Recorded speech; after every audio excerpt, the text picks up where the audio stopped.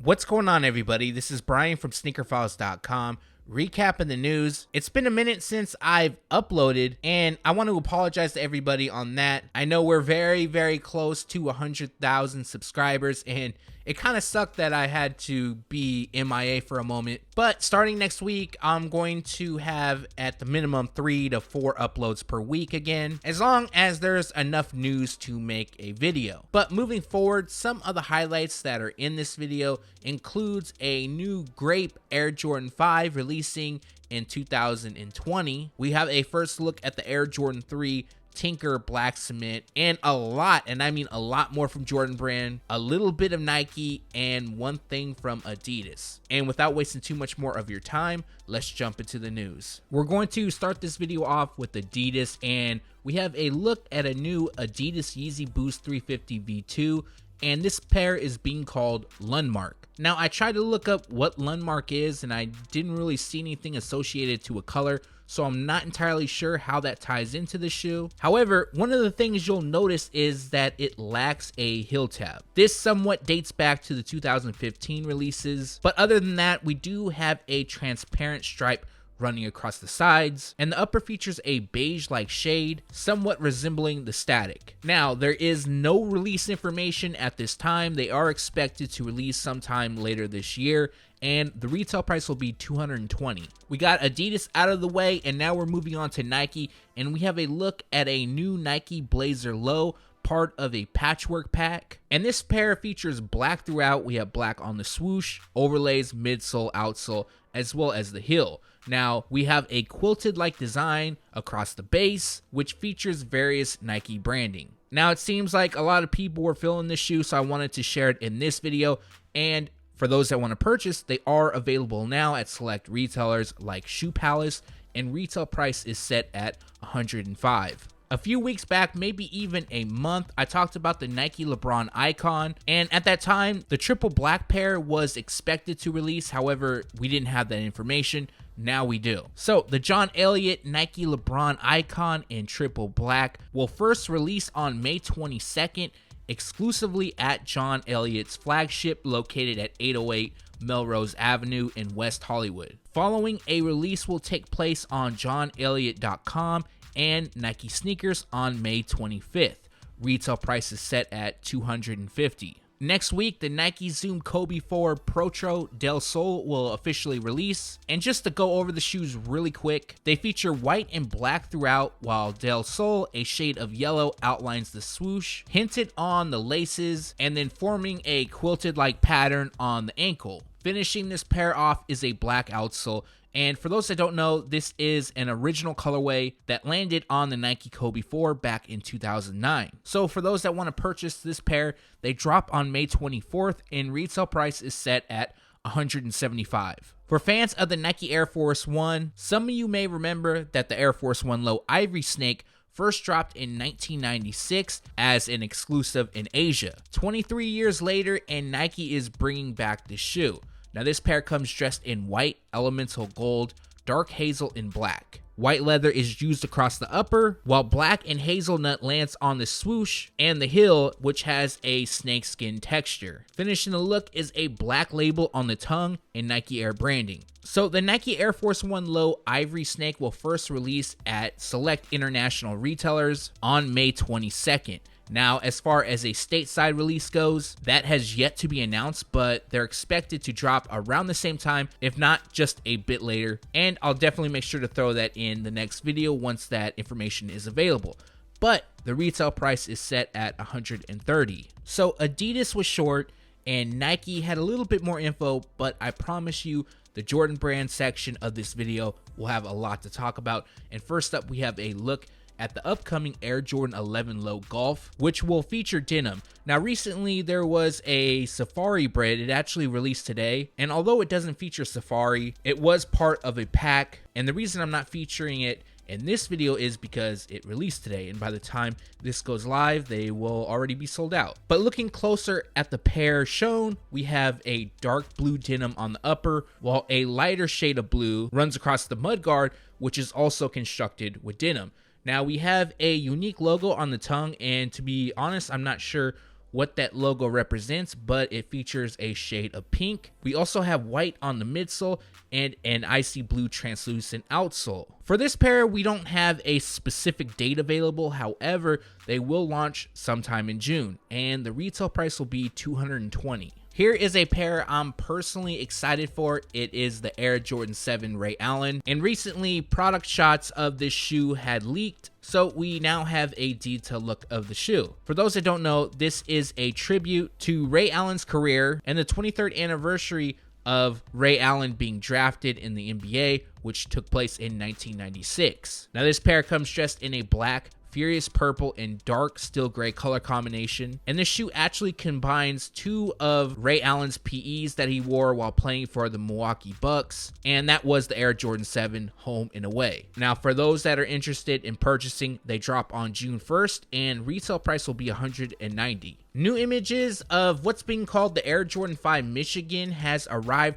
Now, to be 100% honest with you guys, I've actually stated this in the last video, I don't really see the link between this shoe and Michigan other than the colors. Now, a lot of people are now leaning towards the nickname Inspire because that is placed on the inside of the tongue. Also, what stands out is on the heel, we have a unique label that reads Team, features the Jumpman logo, as well as stating quality products inspired by the greatest basketball player ever. Other than that, we have a translucent outsole, yellow on the upper, and then blue throughout. And currently, this pair is set to release on August 10th. We have quite a bit of time until that takes place, so anything can happen as far as that date being pushed around, and the retail price will be $225. These aren't the best images, but it does give us another look at the upcoming Air Jordan 8 Reflections of a Champion, which, as most of you know, is part of a pack upcoming that also features the Air Jordan 6 and the Air Jordan 7. Now this pair resembles that of the Bugs Bunny Air Jordan 8, however the entire upper features reflective detailing.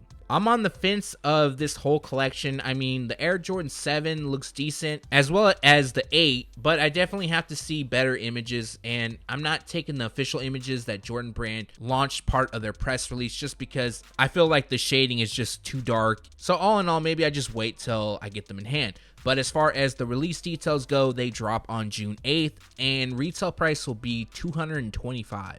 We now have a detailed look at the Air Jordan 1 Retro High OG called First Class Flight. Now the shoes come in a very simple white and yellow color combination, and we've gone over the smaller details on the shoes, so I'll skip that. But for those that don't know, this pair is inspired by Jordan Brand's shipping facility. In addition, these images show off that the shoes have like a crinkled leather as well as perforations throughout. Now, I know we saw the perforations in the last video that I did, and I stated then, and I'm going to state now, that I'm not a fan of it. But the overall color theme, I think, is actually nice. This pair is expected to launch during July. However, there isn't a set date as of yet, and retail price is set at $160. During the time I wasn't uploading videos, which was about 2 weeks, we got a look at the second Supreme collaboration with Jordan Brand using the Air Jordan 14. And this pair comes dressed in black, chrome, and varsity royal. Now they feature black throughout with a mixture of what appears to be suede and leather, and then on the panels and by the heel we have studs throughout. In addition, we have Supreme branding on the Ferrari emblem just below the Jumpman logo, and there will also be Supreme branding on the tongue and heel. Now each pair also comes with a special plastic hang tag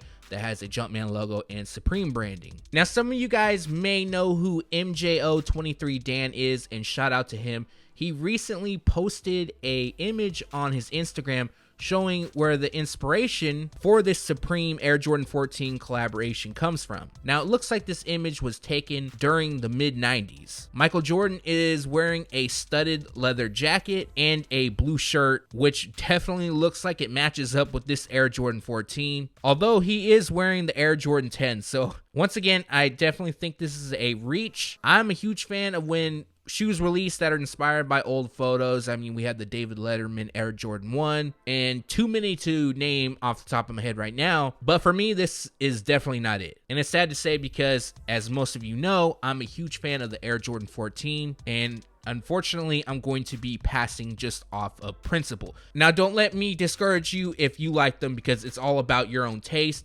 But as far as release information goes and a retail price, we don't have a set date. Originally, they were expected to drop sometime during fall or winter. However, thanks to Sole Heat on Feet, we do have some additional information. It looks like the release has been pushed forward and could drop either during spring or summer. I'm leaning more towards summer, possibly sometime in June, but we'll hear more information soon. And the retail price is $248 each. Now, I don't think that's a typo. It's just a very weird number. Either way, let me know your thoughts on this Air Jordan 14 in the comments section below. When you think of black cement and the Air Jordan 3, I'm sure many of you think of the OG Air Jordan 3s. And months back, we heard that there was going to be an Air Jordan 3 Tinker in black cement releasing. We finally have a first look at the shoe, and it looks nothing like the OG 3s, nothing like the custom somebody did months and months back. And the shoes, they feature black throughout, and that includes the elephant print. And from this one image, it doesn't look like there's any red used. However, why they're being called cement is for obvious reasons. Cement gray used, that lands on the swoosh, the eye stays, and hinted on the outsole. In addition, we have Nike Air on the heel that's dipped in black, white across the midsole, and then there is some metallic gold, and that lands on the top two eyelets. We do have a release date, but since it's so far in advance, anything could happen. It could be pushed forward or back, but that date is August 15th, and retail price is set at $200. 2019 is the 30th anniversary of the Air Jordan 4, so this year we've been seeing a bit more releases of the Air Jordan 4, and in my opinion, it hasn't been the best year, I would say. I mean, yeah, there's been a few good releases, my favorite being the Air Jordan 4 Bread, but I think my mentality on this year is a huge letdown because there were so many great releases that we heard was coming and no sign of that yet. For example, the military and fire red Air Jordan 4, as well as that sample pair that Drake also had.